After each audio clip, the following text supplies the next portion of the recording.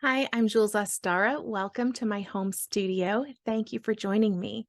I am celebrating several women creatives, 45 prompts with women, getting to know them, getting to learn about all these different women from all different areas of creativity, from an architect, there's even a botanist, there's a cartoonist, a dancer.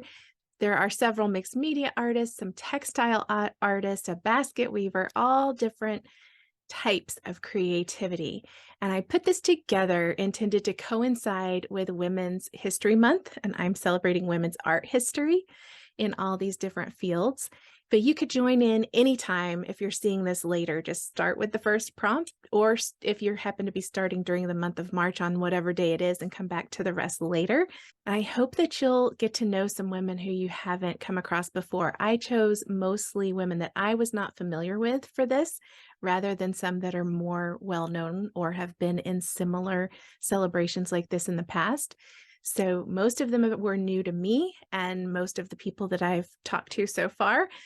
Yet there is information out there to be found, including several books. So you can find stuff online. I made sure each one of them has that there's information available online. A lot of times it's from museums. And also, I enjoyed a lot of books. I check out lots of books from my library. My librarians know me well, and I'm super grateful for them. I've homeschooled for 12 years, so I have done a lot of this kind of thing. This is a hefty stack of books, lots of fun. These are picture books mostly in this stack that I'm really enjoying now that my eyesight is starting to go. So the text is bigger and I don't have to wear reading glasses for those. Plus, I love the colorful illustrations. And most of these have been published within the past few years. So they weren't available when I was a kid. Most of them weren't available when my kids were younger. So I enjoyed finding several for this, and that's not even all of them. So there's a reading list, recommended list with all these fun books that you can get on my website. There's a link for that in the description for the video below. You can also get a downloadable PDF, just black and white, no frills, so that it's easy to print with all of the prompts. If you'd like to do that, from the link for that is also in the description for the video below. So I'm doing this even though my kids have moved on and are now taking dual enrollment college classes.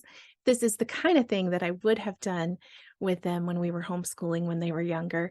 And when I worked in a Montessori classroom before, we might have incorporated this kind of thing. So if you have some kids in your life that you'd like to do this with for homeschool, after school, or whatever, you could come across this in the summer and it could be a fun thing to do over the summer.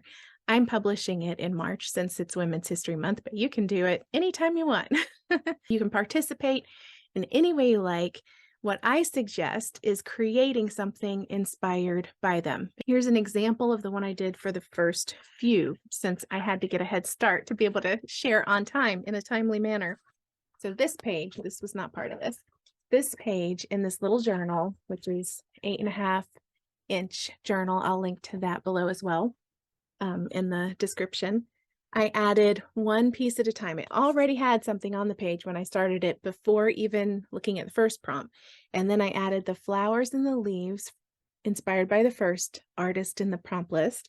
And then the basket designs, and this inspired by the second artist, which was a basket weaver.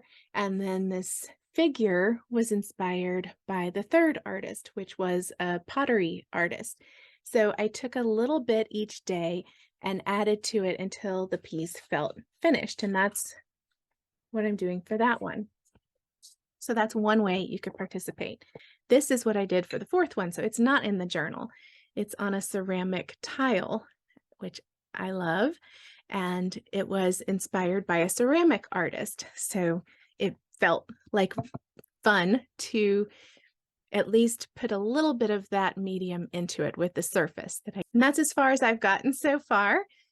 I'm just a few days ahead for sharing. So you can jump in anytime. You could, if you're sharing with children, have them learn a little bit about each artist and then create something inspired by them. I hope that you will share this with anyone else that you know who might appreciate it and like to join in and who just loves to learn this kind of thing. There really felt like a gift, like I was opening presents from each of these women that they've left behind, the gifts they've left behind for the world. They have all passed on.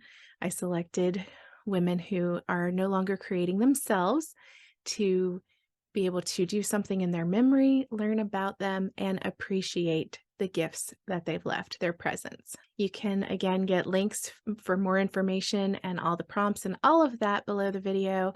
You might want to subscribe for future videos because I might share some of the in process uh, as I'm creating to go along with some of the future prompts as well on here.